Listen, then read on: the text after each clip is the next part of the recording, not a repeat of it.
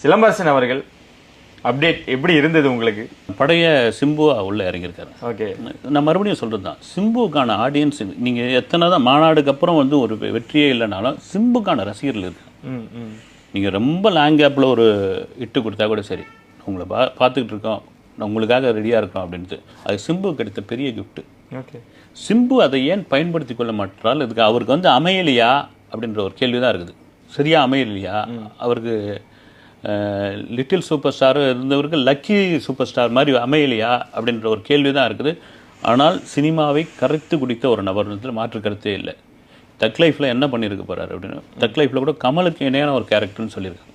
இப்படி காதலாவில் வந்து கமல் பிரபுதேவா அது மாதிரி அந்த காம்பினேஷன் இல்லாலும் ரெண்டு பேருக்கும் சமமாக கொடுத்துருந்தாங்க. ஆமாம், அது மாதிரியான ஒரு விஷயம் இதில் இருக்குது.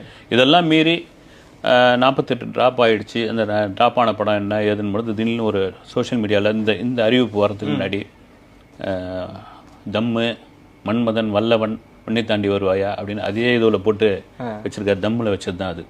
ஏ வெங்கடேஷ் கூட சொல்லியிருப்பார் வந்து ஒரு இன்டர்வியூவில் வந்து, சார் சும்மாவே இது ஆட வேணாம் சார், ஏதாவது ஒன்று இது பண்ணுவேன் சார் அப்படின்னு ஒன்று.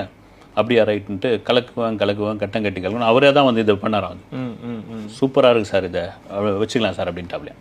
என்னென்னா அந்த அளவுக்கு டேலண்டான ஒரு நடிகர் வந்து, அந்த டேலண்டான நடிகருக்கு சரியான வாய்ப்பு அமையலையா, அந்த சரியான வாய்ப்பை சிம்பு பயன்படுத்திக்கலையான்னு தான் இப்போ வந்து 100 டஜன் கேள்வியாக இருக்குது வந்து.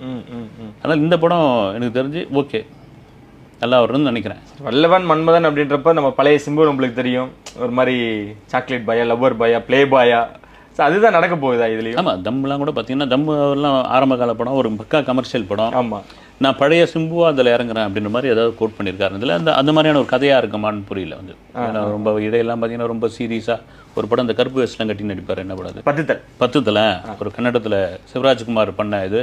சிவராஜ்குமார் வயசுக்கு ரைட்டுங்க, அந்த அங்கே சூப்பர் ஹிட்டு, இவருக்கெல்லாம் அது செட் ஆகலைங்க அப்படின்னு சொல்லிட்டு இருந்தாங்க. அதனால் பழைய சிம்புவா இறங்கி பண்ணுவோம், ஒரு வைப்பா இருக்கிற ரசிகர்களுக்கு வந்து குத்து, தம்மு, கலக்குவேன் அப்படின்னு இதெல்லாம் போட்டு பண்ணுவோன்ற ரேஞ்சில் இந்த படம் எனக்கு தெரிஞ்சு கமர்ஷியல் படமாக இருக்குண்ணா. இப்போ தேசிங் இது ட்ராப்பா சார்? இப்போ இல்லை, தேசிங் பிரியசாமி படம் ட்ராப் இல்லை.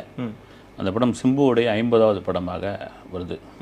ரஜினிகாந்த் 1.5 வருடம் அந்த கதைக்காக நிப்பாட்டி வச்சு, அப்புறம் தேசிங் பிரியசாமி வேறு ஏதாவது ஹீரோ வச்சு பண்ணிக்கங்கன்னு சொல்லி அது ஐஸ்வர்யா கணேஷ் கிட்ட போய் அவருடைய நண்பர் கமல்கிட்ட சொல்லி, கமல் அதை படிச்சுட்டு நான் நடிக்கிறதோட சிம்பு நடித்தா நல்லா இருக்கும் சொல்லி ராஜ்கமலுக்குள்ளே வந்து மார்ஷல் ஆர்ட்ஸ்லாம் போய் கற்றுக்கிட்டு சிம்பு தாய்லாந்து, இங்கிலாந்துலாம் போயிட்டு வந்து அதுக்கு ஒரு ஃபோட்டோ செஷன்லாம் எடுத்து 2 லுக்கு, ஒரு சிம்பு வில்லன், ஒரு சிம்பு வந்து நல்லவன்ற மாதிரியான ஃபோட்டோ செஷன் விட்டு பட்ஜெட்டை போட்டு பார்க்கும்போது